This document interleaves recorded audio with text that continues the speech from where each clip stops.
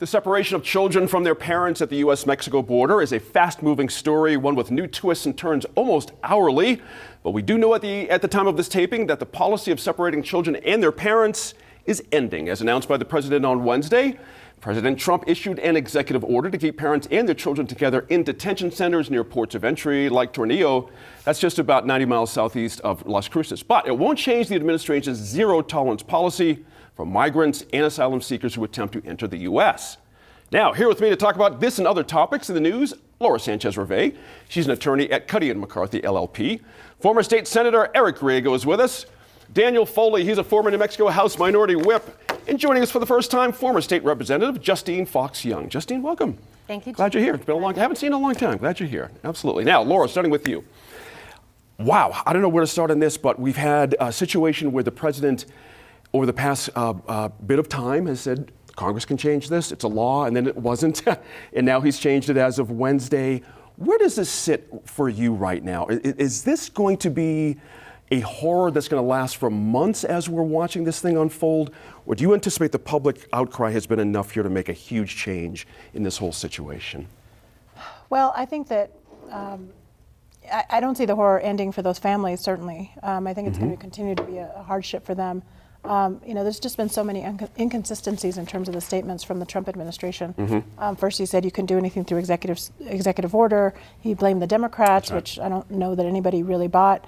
And now he's turned around and actually issued an executive order. But it doesn't all it does is really stop the separation of families. It still basically means that the families are being incarcerated, for lack of a better term. I mean, really, they're being held in detention centers until there's some kind of a process, and that process can take a long time. So I think in terms of what these families are going through, there's still an urgent situation. What's unfortunate is that the media probably will back down from this. We saw major coverage from all the major news stations who were actually out there on the border and broadcasting live from there in many cases and interviewing people locally. And so I think all of that media will end up probably backing down a little bit, which means that the public outside of those areas probably won't be aware that this is still continuing. So I think for New Mexico, given that we have such proximity to the border, we have very real issues going on with that. I think it's still going to be in the forefront for a lot of New Mexicans. I think you can't but have an emotional reaction to some of the audio that we heard this week. Coming from those areas, and I think that that's still something that's going to continue, and it's going to continue to be an issue in New Mexico for the upcoming election. Interesting point there, Eric. The big question over the week was, where were the girls, the young girls, toddlers, babies? We found out they were in 3 separate, secret locations out there. Press can't get in. Press can't see what's going on here. How does this hit you as you watch this whole thing? Well, anybody with children or grandchildren or nieces or nephews, I mean, how this doesn't touch you at a very human level. And that's the part that I think I've just had the hardest time understanding from folks who believe that this is any kind of a reasonable step, even if you believe that we have to change our immigration policy, to suggest that, as the administration has, Jeff Sessions, the president, has alluded to this is a way to deter the species, humans, from doing what every one of us would do to protect our children, which is if we're in a dangerous situation or we're, like many of our forefathers, trying to find a place to be safe, at least to go through a process to see if you're going to be safe. To say that as a matter of policy that we're going to use children and families to try to deter what every human being would do, based on how we're wired and our paternal and maternal instincts. I think that's the part that's been hardest for me. For folks who say they're people of faith, there's this whole idea of there but for the grace of God we all go, I go, and I happen to be born on this side of the border, and that was the luck of the draw. And had I been born on that side of the border, I would hope that my parents would do whatever they needed to do for me as a kid just to make me safe. And the last thing is there's a whole set of policies that have led to this debacle. This was not self-made in many cases. It's U.S. policy in Central America. I worked on the NAFTA, so I know that there was a huge migration part that's driven a lot of Mexican migration. So for us to say this is their problem, they need to fix it, and we have no hand in it, in addition to saying we're going to use children to try to deter, families, and this idea that's the way to keep people from doing what any human being would do to protect their family. You know, Justine, the president had his supporters on this idea. There's no question about it. That we need some re-look at border security. No one would argue that. I would hope on either side of the aisle we can find a way to kind of talk about that. But is this a way to get into that discussion? Because now we're having a discussion in Congress where we may have something come out in the next 48 hours or so, but we might not. You know, Sure. it's tricky. Well, I mean, there's been a long lead up of xenophobic rhetoric and rhetoric of fear getting us to this point with this administration following the campaign. But I think what we're seeing is that this is a very difficult problem and issue for government to handle, and we have a massive federal bureaucracy that really can't turn on a dime to address these issues. And I think the administration's realizing, or somebody up there is realizing, that there is an outer limit to that rhetoric and to what people can handle. Right. And you know, I think Congress will react. Surprisingly, though, we've been here before. Right. You know, this is not the first time we've had a zero tolerance policy. 2014, we had a big problem during Obama. That's right. Well, and we've seemed to learn nothing from it. We haven't crafted institutions that can deal with people in a humane manner and a more efficient manner. You know, if we put half the resources that we put towards detecting and apprehending, prosecuting, and holding people into moving them through the system and addressing their asylum claims. Right. And reasonable minds can differ as to how, you know, how asylum should be treated in this country. But we have to remember, you know, the humanity and that we are dealing with people and people who have very real fears. Many of them are fleeing very bad situations and coming, you know, really to a worse one. So I think Trump is realizing that there's an outer limit to what he can say, and it'll be interesting to see how far he backs off and whether it really translates into any better policy. Well said. That last bit there, exactly right. They want to get you in there. Sorry to make you wait so long. You know, we got 2,300 kids out there who were separated from their parents. No one's really sure if we can reunify those children with their parents or vice versa at this point, which would seem to reasonable people to be a very bad problem. You know, someone's going to have to pay for this. We're all going to have to pay for this as tax-paying Americans.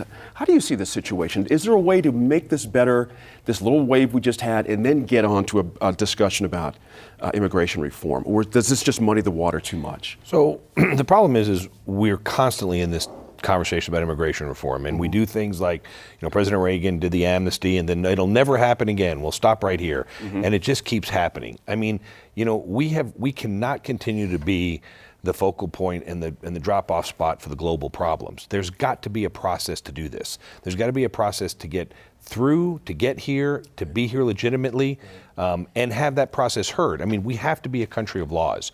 Now, we've got to take into account we have refugee acts and asylum and ways that you have to apply. The problem is that you just don't come across the border, set up shop, and say, if you catch me, I'm going to apply.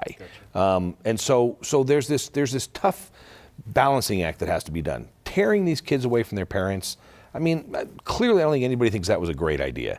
But I think it's also a snapshot of, you know, the problems in this country. I mean, everybody wants to say, you know, this is the American people's fault, the government's fault right away. I mean, there's zero fault for the parents who put the kids in these positions to bring them across the border. We are ignoring the stories of the gangs and the things that are happening. So I think it's clear that, you know, we can use the emotion to discuss this argument. Immigration is a problem. It's clearly a problem that's got to be addressed. But we also have to figure out how to address the emigration problems of other countries where people are fleeing by the tens and the thousands to get out. Right. And we've got to figure out a way to do that because a lot of these folks are coming up, you know, through multiple countries to try to get here. And we're just not ready to handle it. I mean, you look at places like, you know, Nogales, or you look at places like El Paso. I mean, you know, we do business down in El Paso. My kids live in Las Cruces. You can go down to the El Paso Juarez border at any time. There's not a lot of openings. It's not, there's no lack of people sitting in line. And so when you start adding to this, you know, how do we start to figure out a way to handle this? So, I mean, at some point we have to figure out a way to do this, keeping in mind, I don't think anybody is in favor of locking kids up in cages and saying, we're yanking you away from your parents. I think, you know, the president did this, saw the backlash, and unlike other presidents in the past, took action. Took a week or so, took action. And I think he should get some kudos for that as well. There you go. Laura, where does this leave our local political races on this? When people come out, I'm thinking about people like Mr. Pierce, Yvette Herrell, versus, you know what I mean? We're all over the board here. Yvette Herrell is in support, our current governor is in support. I'm going to assume Ms. Lujan Grisham is not in support safely. So what does this leave the races? How does this upend our races here? Well, I think this is, it's interesting to hear Dan's sort of take on all this because I'm sitting there thinking about, this isn't a new problem, and we've had other administrations address it, but I think the approach that this administration has taken is new, right. and it's a political approach to a much broader issue, and it's basically creating a policy of separation as a type of stick to try to get people to come to the table for his policy version. And I think this is a crisis that he has not, certainly he didn't create from the very beginning, but I think he's added fuel to the fire, and it's backfired on him. And so I think that for people who are running for those federal offices, it's going to be very difficult for them to be able to separate themselves out from what Trump is doing. I think Pierce, not surprisingly, did so right away, said this is wrong, but I think he had no choice but to do that if he's planning to run statewide because with the exception of maybe his district and probably the more conservative elements of that district, everybody else is going to be think this is a terrible policy, and it wouldn't do him any good statewide to be able to, to support what Trump is doing. There you go. Justine, pick up on that if you would. What does this do to our races here? How do folks maneuver this if you're running for office here? Well, I think Congressman Lujan Grisham has already come out and said that the Guard shouldn't be on the border. Right. It'll be interesting to see what reaction there is to that and whether the New Mexico National Guard specifically, right? Because we have limited control over what resources are used here. That's the big one. Right.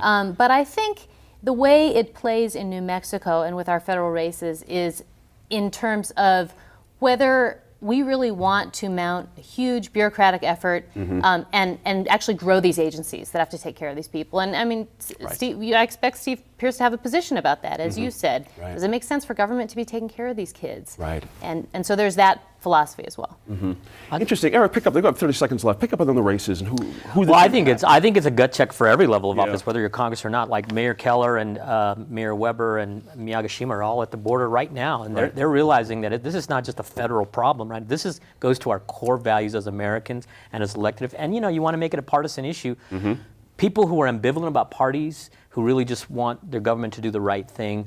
I think that's the way it's going to sort, and I think there's going to be a lot of surprises in November. This probably mobilizes a very conservative, partisan, fearful base for certain folks, but I think my hope is that the overwhelming majority of Americans and New Mexicans at all levels are going to say, look, there's some core values that we all share, regardless of partisanship, regardless of level of government, and this is unacceptable. That's right. That's right. Good point there. That's all the time we have for that one. Now, still to come, New Mexico had its bond rating downgraded. We'll talk about the role of our local government officials to turn the economic tide when we come back to the line.